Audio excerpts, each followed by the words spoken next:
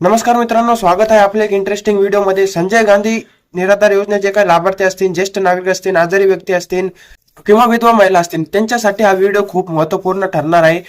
तर मित्रांनो, तुम्हाला माहित असेल तर पावसाळी अधिवेशन सुरू आहे आणि हे अधिवेशन झालंच पाहिजे, कारण या अधिवेशनात ज्या योजना सुरू आहे त्यांच्याबद्दल चर्चा केली जाते किंवा योजना काढायच्या असतील त्याबद्दल सुद्धा चर्चा या अधिवेशनात केल्या जातात।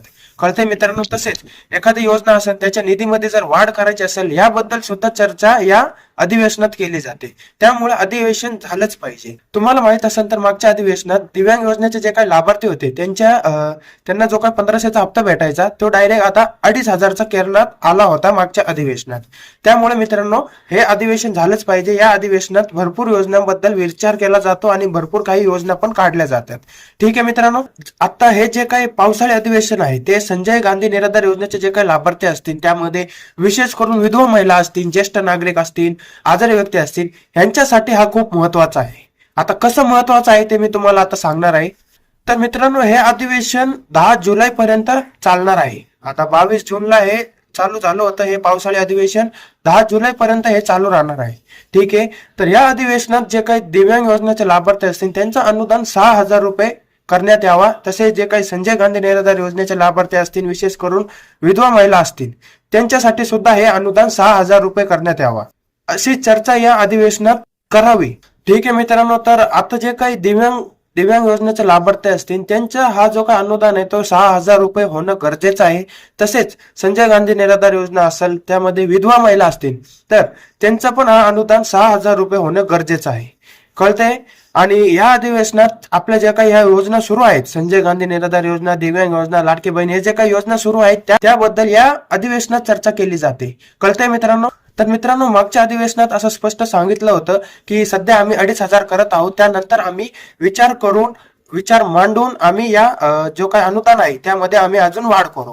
तर आता मित्रांनो, पावसाळी अधिवेशन सुरू झालेलं आहे। मागच्या अधिवेशनात अशी चर्चा झाली होती, आता या अधिवेशनात यांनी काही ना काही या जे काही अनुदान आहे, दिव्यांग योजनेचे जे काही लाभार्थ्यांचं जो काही अनुदान असेल किंवा संजय गांधी निराधार योजनेचे जे काही लाभार्थी असतील त्यांच्या अनुदानात आता या अधिवेशनात वाढ व्हावी अशी आपली सरकारला हात जोडून विनंती आहे। कारण त्यांनी मागच्या अधिवेशनात सांगितलं होतं। तर कोणत्या लाभार्थ्यांना असं वाटतं की हे अनुदान वाढलं पाहिजे, 6000 रुपये झालं पाहिजे, त्यांनी व्हिडिओच्या कमेंटमध्ये होय की नाही नक्की सांगायचं। तसेच या व्हिडिओच्या माध्यमातून जे काही माझे दिव्यांग योजनेचे जे काही लाभार्थी असतील, जे काही माझे दिव्यांग बांधव असतील, त्यांना एक माझी विनंती राहील, तुमची ओळख जर आमदारपर्यंत असेल तर त्यांच्यापर्यंत हा मुद्दा पोहोचवा, कारण आपल्याला हा मुद्दा या अधिवेशनात गाजवायचा आहे। कळतंय मित्रांनो? तसेच मित्रांनो, हा मुद्दा जर सरकार समोर मांडला आणि सरकारला जर तुमची काळजी असेल, सरकारला पण एवढं कळेल की आता महागाई खूप वाढली आहे, 2500ने काय होत नाही, जर सरकारला असं या गोष्टीची जाणीव असेल, तुमची काळजी असेल, तर सरकारला तुमचं अनुदान 6000 रुपये केलाच पाहिजे। ठीक आहे मित्रांनो?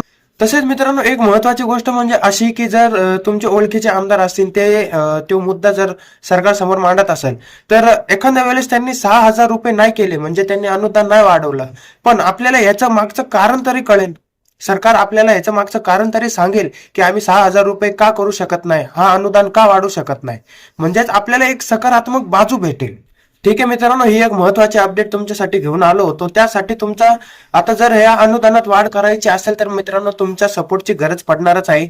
भरपूर दिव्यांग लाभार्थी असतील त्यांना या गोष्टीची जाणीव नाही, त्यांना व्हिडिओ शेअर करायचा आहे। आणि जर तुमचं पण जर कोण ओळखीचा आमदार असेल तर व्हिडिओच्या कमेंटमध्ये होय की नाही नक्की सांगायचं आहे।